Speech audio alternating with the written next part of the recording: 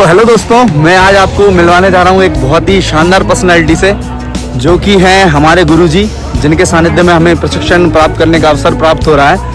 और बहुत ही सुंदर और सरल स्वभाव है सर का, और उन्होंने अपने व्यस्ततम समय से सिर्फ 2 मिनट हमें निकाले हैं। तो सर से मैं बस एक ही क्वेश्चन करूँगा कि सर, जो हमारे नए अभ्यर्थी हैं जो तैयारी कर रहे हैं, पुलिस का एग्ज़ाम है उनका अभी, तो आप उनको क्या सजेशन देना चाहोगे, जो 3 स्तंभ की तरह सब्जेक्ट उनके सामने खड़े हुए हैं, मैथ्स, रीजनिंग और जीके, कि वो किस सब्जेक्ट को कितना टाइम दें कि उनका सिलेक्शन हो सके सर? देखिए, पहले तो यह है कि आजकल कंपटीशन का लेवल इतना ज़्यादा बढ़ गया है, तो यदि आप इस विभाग में इंटरेस्टेड हैं, यदि आप मन से इच्छा है आपकी करने की, ऐसे नहीं कि अपन कर रहे हैं हो गया ऑप्शनल, आपकी मन से इच्छा है तो आप करें और हर काम छोड़ के करें तैयारी। सब्जेक्ट देखिए, ये पढ़ाई कोई इतनी बड़ी नहीं है, आरक्षक इससे कई बहुत टफ एग्जाम बहुत सारे होते हैं, लेकिन ये अपना बहुत सबसे इजी, आप देखोगे मध्य प्रदेश पुलिस में सबसे इजी पेपर रहता है, सबसे इजी। आपका सिलेबस भी सीमित है, आपको बस तैयारी में लग जाना है। आप एक बार सिलेबस निकालें, अपना सिलेबस देखें क्या सिलेबस है। इसके बाद आपको जो वेटेज देना है, सबसे ज्यादा मैथ्स को देना है, एप्टीट्यूड को।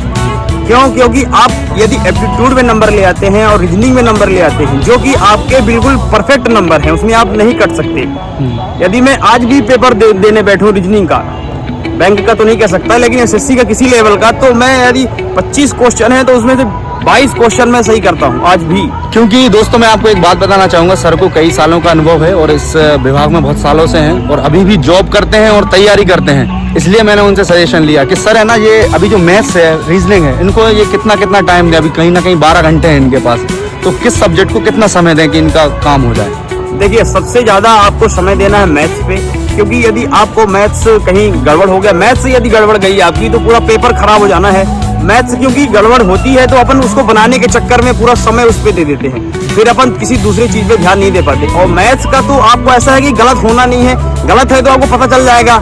तो इससे क्या है, आप आपने समय जहाँ दिया है उत्तर में, तो आपको सॉलिड मार्क्स मिलेगा उस पे। मैथ्स यदि आपने सही कर दी, 25 में से 30 में से यदि आपने 25 कर दी मैथ्स जी, तो मान के चलिए आपका सिलेक्शन होना ही है। अब जनरल नॉलेज तो ऐसी चीज है कि आप बहुत महासागर है वो, तो आप कितना भी उसको समय देंगे उसमें, लेकिन आप जनरल नॉलेज भी तैयारी करें तो मतलब स्टैटिक करें। आप ये भी देखें कि करंट अफेयर में क्या चल रहा है। पेपर जो पूछा भी जाता है आपको, तो करंट अफेयर से जोड़ के ही स्टैटिक जीके आता है। इसलिए आप न्यूज़पेपर से जुड़े रहें, आप समसामयिकी से जुड़े रहें, दैनिक में क्या चल रहा है, और उसके आधार पे अपना जनरल नॉलेज तैयार करें। बाकी यदि आप ज़्यादा समय जनरल नॉलेज को बहुत ज़्यादा समय दे रहे हैं तो आपको मैथ्स गड़बड़ा जाएगा, फिर आपकी मेरिट खराब होगी। मैथ्स रीजनिंग को यदि आपने सॉलिड कर लिया तो मैं मानता हूं कि आपका पेपर निकलना ही निकलना है। सर, एक छोटा सा प्रश्न और था कि ज़्यादातर स्टूडेंट्स हैं जो ऑनलाइन तैयारी कर रहे हैं यूट्यूब से, तो आपको ये ऐसा बेस्ट चैनल हो, उसको क्या सजेशन देना चाहोगे, कौन से चैनल से करना चाहिए इनको? मैंने तो ऐसा कोई चैनल देखा नहीं विशेष कि जो विशेष कर सके। हाँ, ये है कि आप बुक से करें, आप किसी गुरु के पीछे मत जाएं, आप बुक से करें। तो आपको सिर्फ केवल बेसिक मेथड फॉलो करना है, बेसिक मेथड। ये कांस्टेबल का है, ये सीजीएल नहीं है। सीजीएल पे आपको ट्रिक चाहिए होती है, क्योंकि आप कम से कम समय में करना चाहते हैं उस पर। इस पे आपको इतना ज्यादा लोचा नहीं है इस चीज का, तो आपको बेसिक मेथड फॉलो करना है। कोई सी भी बुक आप ला लें, अब बेसिक मेथड पे बार बार प्रैक्टिस करें। आप किसी भी प्रश्न को 4 बार लगाएंगे तो आपका समय ऑलरेडी कम हो जाएगा, उसको लगाने की आपकी जो इंटेंसिटी है वो ऑलरेडी बढ़ जाएगी। इसलिए आप उन्हीं प्रश्नों को आप उठा के प्रीवियस ईयर के पेपर देखें, वही 8-10 पैटर्न मुश्किल से आते हैं, तो आप उन्हीं पैटर्न को उन्हीं को प्रैक्टिस करें बार बार।